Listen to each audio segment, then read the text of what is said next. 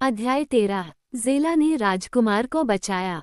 कोरेगोस की दुष्ट रानी आज सुबह बहुत बुरे मूड में थी, क्योंकि उसका एक दास चालक खेतों से यह कहने आया था कि कई दासों ने विद्रोह कर दिया है और वे काम नहीं करेंगे। उन्हें यहाँ मेरे पास ले आओ। वह क्रूरता से चिल्लाई। अच्छी तरह से कोड़े मारने से शायद उनका मन बदल जाए। इसलिए दास चालक विद्रोही लोगों को लाने चला गया और रानी को अपना नाश्ता करने बैठ गईं। उनके चेहरे पर एक बदसूरत भाव था। राजकुमार इंगा को मोर के पंखों का एक बड़ा पंखा लेकर अपनी नई मालकिन के पीछे खड़े होने का आदेश दिया गया था, लेकिन वह इस तरह की सेवा के लिए इतना अभ्यस्त नहीं था कि उसने अजीब तरह से पंखे से उसके कान को छू लिया। वह तुरंत बहुत गुस्से में आ गई और उसने राजकुमार को अपने हाथों से 2 बार थप्पड़ मारे, जो झुनझुनी भी पैदा कर रहे थे, क्योंकि उसका हाथ बड़ा और कठोर था और वह कोमल होने के लिए इच्छुक नहीं थी।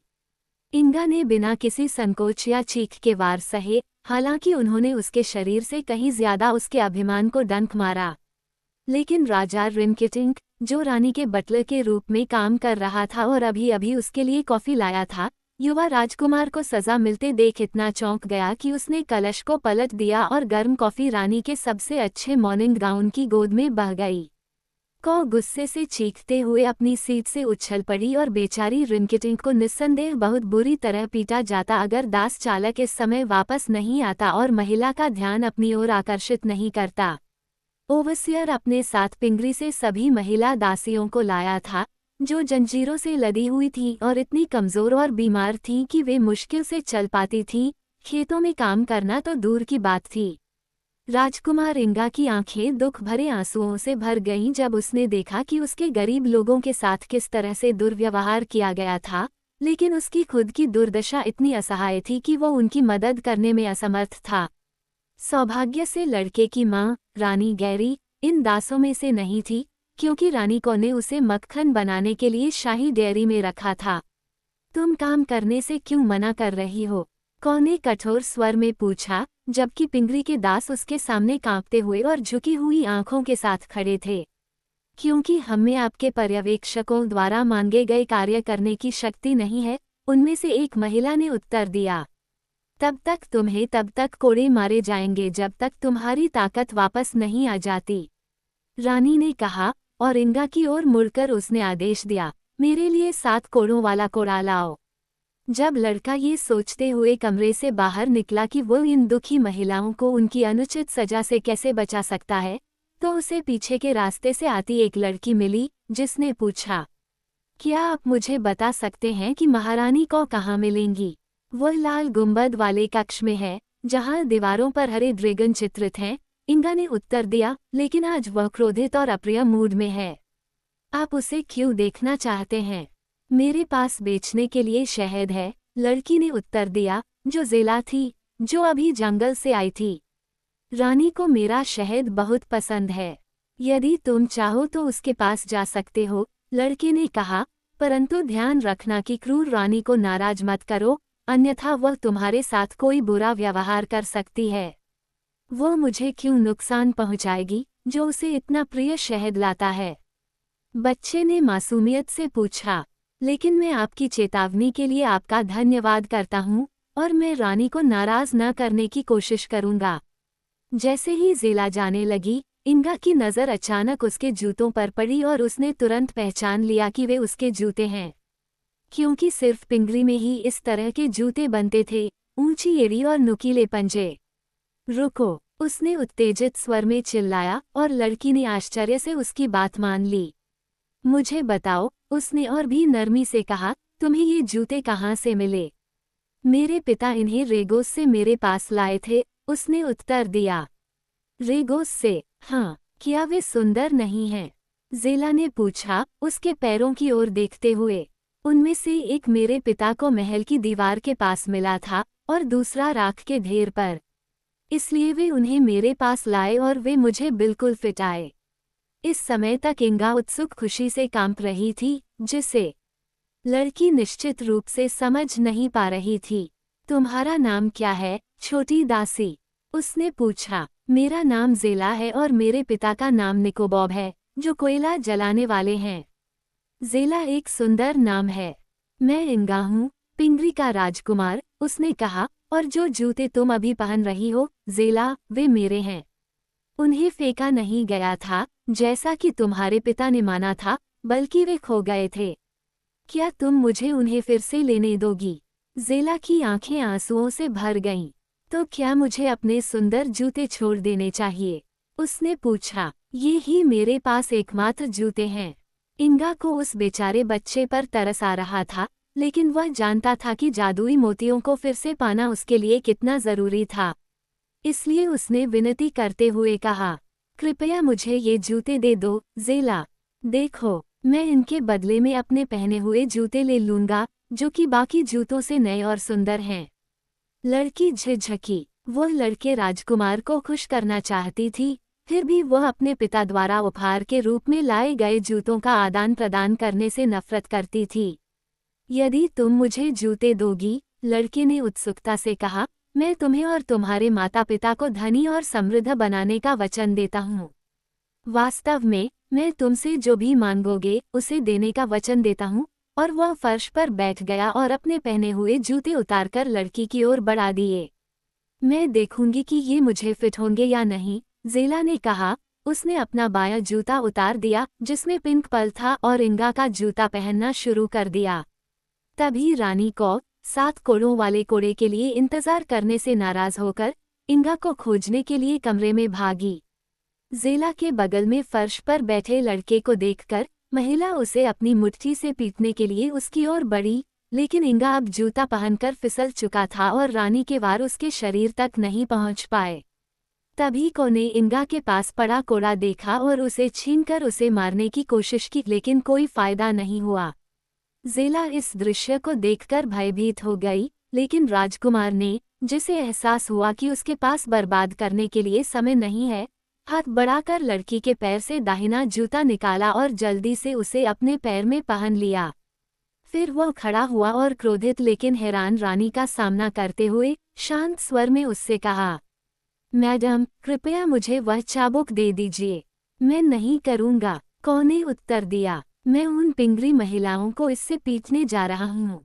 लड़के ने चाबुक पकड़ लिया और अदम्य शक्ति से उसे रानी के हाथ से खींच लिया। लेकिन रानी ने अपनी छाती से एक तेज खंजर निकाला और बिजली की तेजी से इंगा के दिल पर वार किया। वो बस चुपचाप खड़ा रहा और मुस्कुराया, क्योंकि ब्लेड उछलकर फर्श पर गिर गया। फिर आखिरकार रानी कोर को उस जादुई शक्ति का एहसास हुआ जिसने उसके पति को भयभीत कर दिया था, लेकिन जिसे उसने अपनी अज्ञानता में उपहास किया था, उस पर विश्वास न करते हुए। वो नहीं जानती थी कि इंगा की शक्ति खो गई थी और फिर से मिल गई थी, लेकिन उसने महसूस किया कि लड़का कोई आम दुश्मन नहीं था और जब तक वो उसे चकमा देने में कामयाब नहीं हो जाती, कोरेगोस द्वीप पर उसका शासन समाप्त हो गया था। समय बचाने के लिए वह लाल गुंबद वाले कक्ष में वापस चली गई और अपने सिंहासन पर बैठ गई, जिसके सामने पिंगरी के रोते हुए दास समूह में थे। इंगा ने ज़ेला का हाथ थाम लिया था और उसे अपने जूते पहनने में मदद की थी जो उसने उसे अपने जूते के बदले में दिए थे। उसे वे जूते काफ़ी आरामदायक लगे और उसे नहीं पता था कि इस बदलाव से उसे कुछ खोना पड़ा है। मेरे साथ आओ, फिर बालक राजकुमार ने कहा और उसे रानी कौ के सामने ले गया, जो रिनकिटिंग को डांट रही थी। ओवसियर इंगा ने कहा, मुझे वह चाबियां दे दो जिससे ये जंजीरें खुल जाएं, ताकि मैं इन गरीब महिलाओं को आज़ाद कर सकूं। ऐसा मत करो, रानी कौ चिल्लाई। यदि आप हस्तक्षेप करेंगी, मैडम, लड़के ने कहा, तो मैं आपको कालकोठरी में डाल दूंगा। इससे रिनकिटिंग को पता चल गया कि इंगा ने उसके जादुई मोती वापस पा लिए हैं और छोटा मोटा राजा इतना खुश हुआ कि वह कमरे में इधर उधर नाचने और उछलने लगा। लेकिन रानी इस धमकी से घबरा गई और दास चालक ने रेगोस के विजेता से डरते हुए कांपते हुए चाबियां सौंप दी। इंगा ने जल्दी से अपने देश की महिलाओं से सारी बेड़ियां हटा दी और उन्हें दिलासा देते हुए कहा कि उन्हें अब और काम नहीं करना चाहिए, लेकिन जल्द ही उन्हें पिंगरी में उनके घरों में वापस भेज दिया जाएगा। फिर उसने गुलामों के चालक को आदेश दिया कि वह जाकर उन सभी बच्चों को ले आए जिन्हें गुलाम बनाया गया था और उन्हें उनकी माताओं के पास ले आए। उस आदमी ने आज्ञा मानी और तुरंत अपना काम करने के लिए चला गया, जबकि रानी को, जो अधिक से अधिक असहज होती जा रही थी, अचानक अपने सिंहासन से उछली और इससे पहले कि इंगा उसे रोक पाती, कमरे से होते हुए महल के आंगन में भाग गई। उसका इरादा भागने का था। रिनकेटिंक ने उसका पीछा किया, जितनी तेजी से वो भाग सकता था, भाग गया। ये वह क्षण था जब बिल्बिल रेगोस से पागलों की तरह भागता हुआ आंगन के द्वार पर मुड़ा, और जब वो एक तरफ से आ रहा था और रानी को दूसरी तरफ जा रही थी, तो वे एक दूसरे से बहुत जोर से टकराए। महिला हवा में उड़ी, बिल्बिल के सिर के ऊपर से, और द्वार के बाहर जमीन पर गिर गई, जहां उसका मुकुट एक खाई में लुढ़क गया और उसने खुद को संभाला, आधी हतप्रभ, और अपनी उड़ान जारी रखी।